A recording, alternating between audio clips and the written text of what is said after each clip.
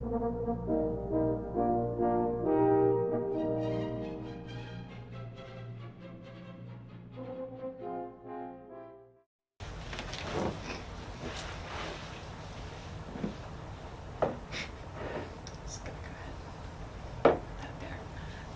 like Joe was talking about, there's an interesting perspective from the male perspective, and that I feel like that involves a lot of like courage, right?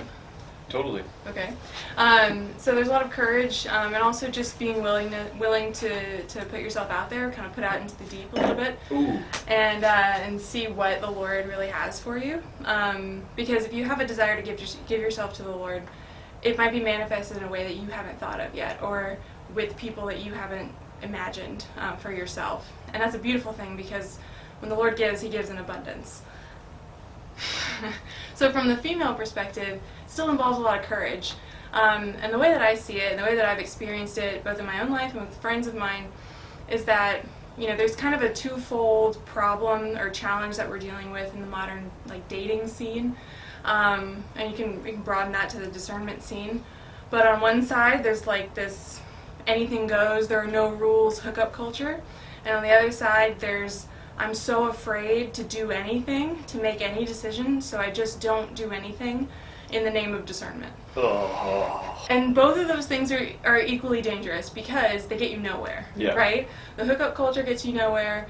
Just like saying, well, I don't know if I want to say yes to this person, or I don't know if I want to pursue this vocation, so I'll just keep discerning it. No, that's a holding pattern, and it gets us nowhere. And like Joe was saying, sometimes all you got to do is just take the next best step. Mm-hmm. And the Lord will tell you pretty clearly, that's not right, or that is right. He's not going to trap you in a vocation that 5 years down the road you realize, whoa, I did make the wrong decision. Like, that's just not how discernment works. Obviously, you're not reckless and, you know, get married to a stranger or decide to go to seminary when you've only believed in God for 4 days, you know, but like that's, obviously we're talking about extremes, but this more and more so we're seeing just friends of ours, the culture that we're in, tending toward those extremes more and more. Mm-hmm. That if you're afraid to be vulnerable, it's painted in, you know, for the sake of discernment, you know,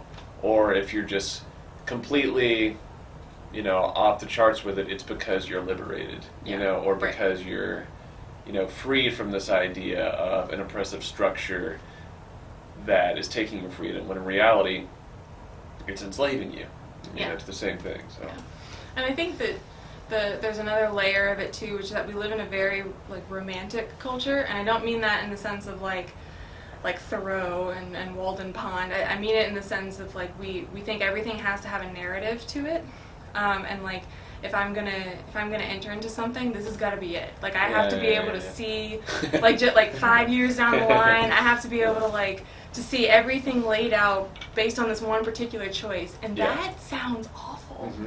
That's a terrible way to try to make decisions, if only because it paralyzes you. Yeah. It paralyzes you because there's so much weight on one decision. And then, you know, you might make a decision and it turns out in 2 weeks, in 2 years, in 2 decades that, okay, well, you need to try something else now.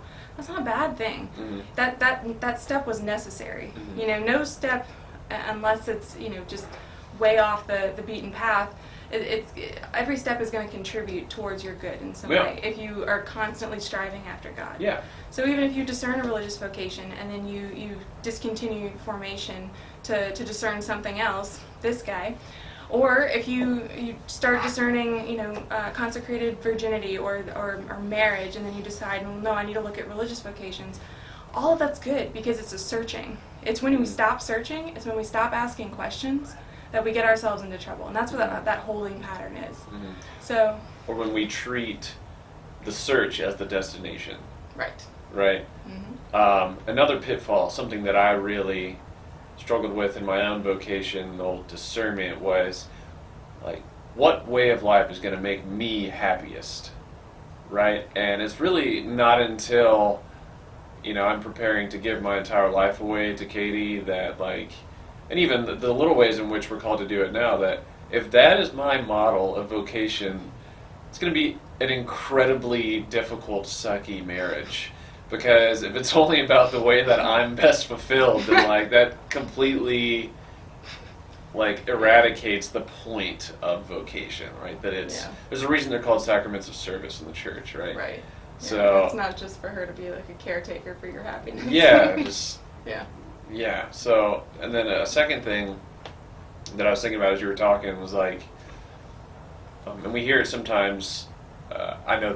I know of a priest who, at the end of the prayers of the faithful, or the universal prayers, he'll say, he'll end it with, "Lord, for we know that you are preparing better things for us than we could ever ask for or imagine." You know, quoting St. Paul in the Scriptures.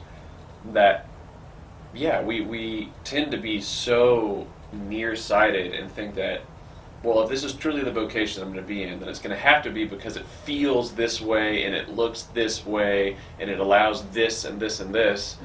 Whereas, like, I'm just thinking about my life 1 year ago and how incredibly different it was from where I am right now.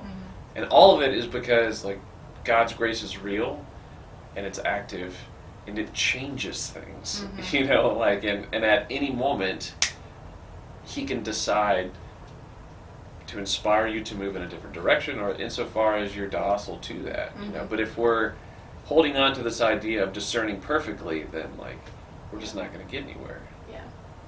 Yeah. So if you're discerning something, be courageous, be docile, be meek. Meekness is not weakness. Humility is not humility at any point. But really and truly, for those of you out there who happen to skim by this, be assured of just God's goodness and that He's not setting you up to just have to do a divine calculus and guess, right? He desires your happiness, He desires your freedom, but He desires you to use it, you know? So, yeah, from all of us here, the Diocese of Baton Rouge, Office of Evangelization and Catechesis, happy discerning, don't overdo it, God is good. God bless. What did you say? Same thing. Okay.